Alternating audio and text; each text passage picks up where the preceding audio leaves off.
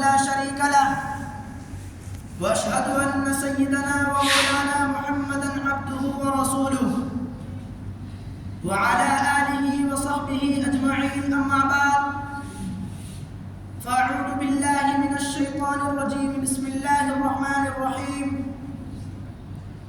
وأقرضوا الله قرضا حسنا وما تقدموا لأنفسكم من خير تجدوه عند الله هو خيرا وأعظم أجرا. وقال عليه الصلاة والسلام: ألا إن صدقة الفطر واجبة على كل مسلم ذكر أو أنثى حر أو عبد صغير أو كبير، أو كما قال عليه الصلاة والسلام. خودی کو کر بلند اتنا کہ ہر تقدیر سے پہلے خودی کو کر بلند اتنا کہ ہر تقدیر سے پہلے خدا بندے سے خود پوچھے بتا تیری رضا کیا ہے. میرے محترم بزرگوں اور دوستوں، اللہ تبارک و تعالیٰ کا بہت بڑا احسان عظیم ہوا کہ اللہ تبارک و تعالیٰ نے ہمیں اور آپ کو دنیا کی مشغولیات سے نکال کر جمعہ کی نماز کے لیے اکٹھا فرمایا، اور اللہ تبارک و تعالیٰ نے ہم سبوں کو ایمان کی دولت عطا فرمائی اور امت محمدیہ میں پیدا کیا. میرے محترم بزرگوں اور دوستوں، آج میں آپ حضرات کے سامنے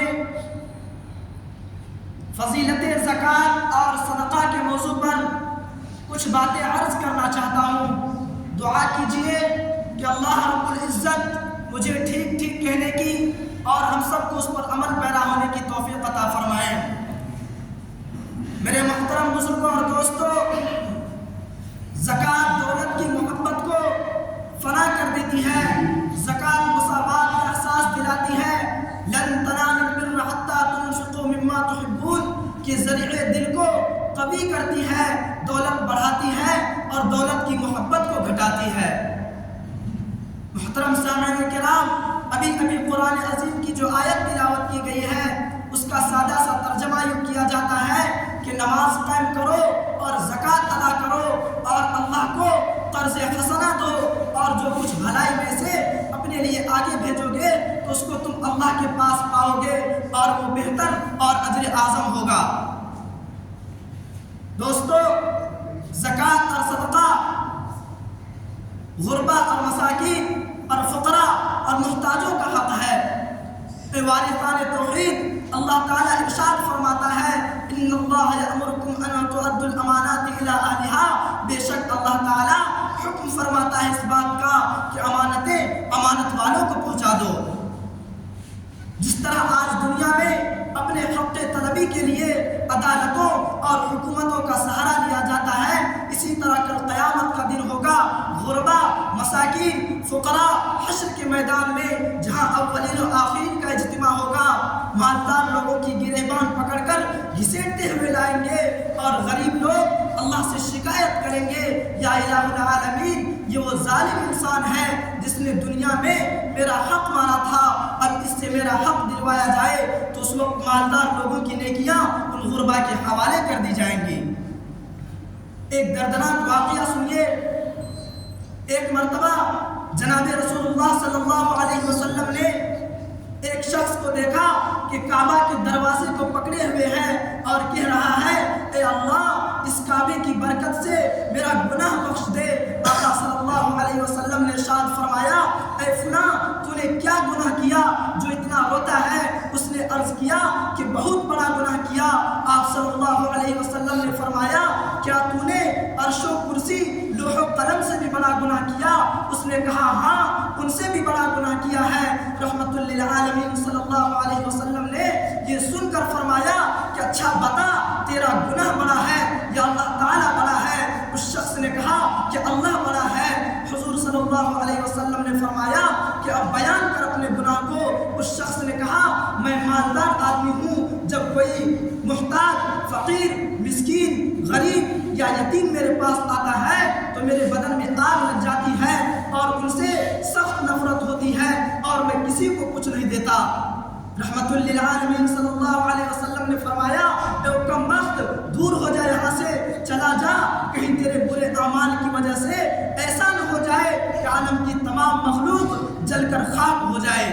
اور فرمایا، اس خدا کی قسم جس نے مجھے حق کی ہدایت کے لیے بھیجا ہے، اگر 1000 سال تک بھی تو کعبہ میں نماز پڑھے اور روزے رکھے اور اس قدر روئے کہ آنسوؤں کا دریا بہ پڑے اور آنسوؤں کے پانی سے درخت پیدا ہو جائے اور لوگ ان سے فائدہ حاصل کرے، باوجود یہ کہ تو بخل پر مرے تو دوزخ میں جائے گا، کیونکہ بخل کفر کی جگہ پر ہے اور کفر کا بدلہ آگ ہے۔ اسلام کی شہدائیوں، غور کرو کتنا بڑا گناہ غربا اور فقراء کا حق مارنے کا ہے۔ اللہ ہم سب کی حفاظت فرمائے، یہاں تک کہ فرما دیا کہ عرش و کرسی سے بڑا گناہ ہے بخل سے کام لینا۔ ایک بخیل کا واقعہ سنیے۔ حضرت عیسیٰ علیہ السلام کے زمانے میں ایک بخیل تھا، لوگوں میں ملعون اور بخیل سے مشہور تھا۔ ایک دن ایک مجاہد فی سبیل اللہ اس کے پاس گیا اور کہا کہ فلاں مجھے جہاد کرنا ہے، اللہ اور اس کے رسول کے دشمنوں کو قتل کرنا ہے، لہٰذا مجھے ایک تلوار دے دو تاکہ میں اللہ کے راستے میں جہاد کر سکوں، تم کو اللہ کی طرف سے جنت ملے گی۔ اس بخیل نے انکار کر دیا۔ مجاہد نامراد ہو کر واپس جانے لگا۔ اچانک اس بخیل کو احساس ہوا اور اس مجاہد کو واپس بلایا اور ایک تلوار اس کو دے دی۔ وہ مجاہد دعا کرتا ہوا خوشی خوشی روانہ ہوا۔ راستے میں حضرت عیسیٰ علیہ السلام سے ملاقات ہوتی ہے۔ اس نے معلوم کیا کہ مجاہد یہ تلوار کہاں سے آئی؟ اس نے معلوم کیا کہ یہ تلوار کہاں سے آئی؟ اس نے بتلایا کہ فلاں شخص نے دی ہے۔ یہ سنتے ہی حضرت عیسیٰ علیہ السلام اس بخیل کے گھر کی طرف روانہ ہو گئے۔ راستے میں ایک عابد سے ملاقات ہوتی ہے جس نے 70 سال تک عبادت اور ریاضت کی تھی، روزہ پر روزہ رکھا تھا۔ اس نے معلوم کیا کہ حضرت کہاں جا رہے ہو؟ حضرت عیسیٰ علیہ السلام نے بتلایا کہ فلاں شخص کے گھر جو بخیل سے مشہور ہے اس کو جنت کی بشارت دینے کے لیے جا رہا ہوں۔ اس عابد نے کہا، حضرت اس کے پاس مت جاؤ، کہیں ایسا نہ ہو کہ اس کی بدعملی کی وجہ سے ہم لوگ ہلاک نہ ہو جائے۔ حضرت عیسیٰ علیہ السلام پر اسی وقت وحی نازل ہوئی۔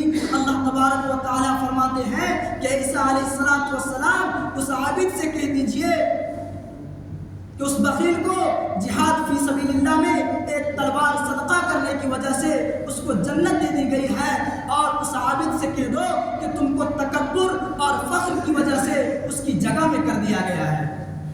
بہرحال اللہ کی راہ میں مال خرچ کرنا دوسری عبادتوں سے افضل ہے، اور کیوں نہ ہو اس سے انسان کو، اس سے مخلوق کو ہر طرح کا فائدہ پہنچتا ہے۔ عبادت گاہیں بنتی ہیں، قرآن پاک شائع ہوتے ہیں، پانی کا نظم کیا جاتا ہے، روڈ وغیرہ بنوائے جاتے ہیں، غرضے کے دنیاوی اعتبار سے پورا معاشرہ، انسانی زندگی مال پر موقوف ہو کے رہ جاتی ہے۔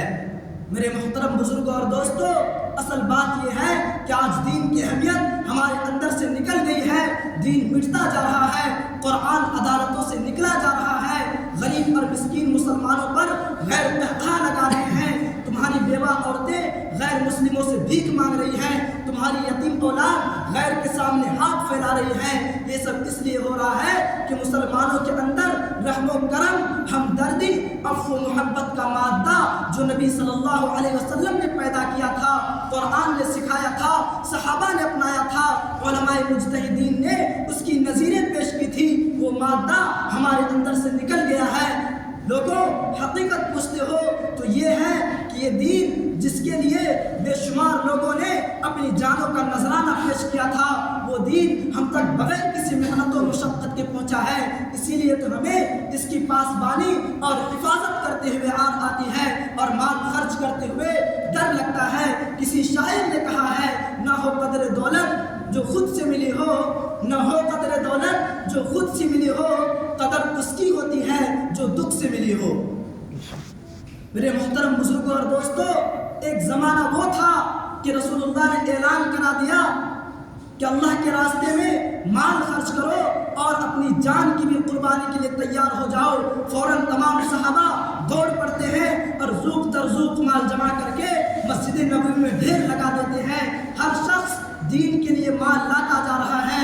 حضرت عمر فاروق رضی اللہ عنہ اپنے گھر کے آدھا مال لے کر کے آتے ہیں اور آقا مدنی صلی اللہ علیہ وسلم کے قدموں میں ڈال دیتے ہیں۔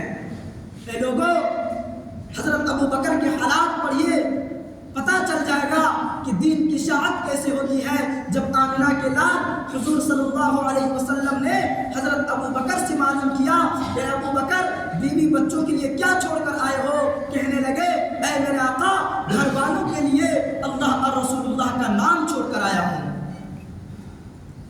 محترم سامعین کرام، آج ہم بھی تو اسلام کے نام لیوا ہیں اور دعوے اسلام میں پیش ہیں، لیکن جب اللہ کی راہ میں خرچ کرنے کی باری آتی ہے تو جان نکل جاتی ہے اور طرح طرح کے حیلہ بہانے تلاش کرتے ہیں۔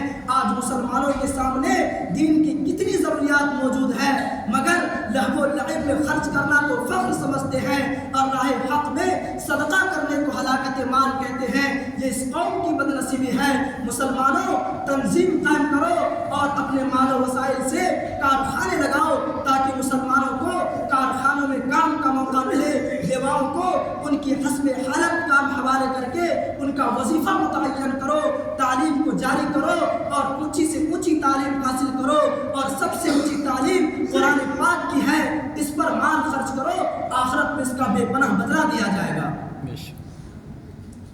حضرت ابو درداء رضی اللہ عنہ فرماتے ہیں کہ ایک دن حضرت عائشہ کے پاس عبداللہ ابن عباس رضی اللہ عنہ 3,70,000 درہم بھیجے۔ آپ نے اسی دن سب کو صدقہ کر دیا۔ جب شام ہوئی تو حضرت عائشہ رضی اللہ عنہ نے اپنے خادمہ سے کہا کہ کچھ روزہ افطار کرنے کے لیے لاؤ، تو ان کی خادمہ نے ایک جو کی روٹی اور زیتون کا تیل لا کر رکھ دیا۔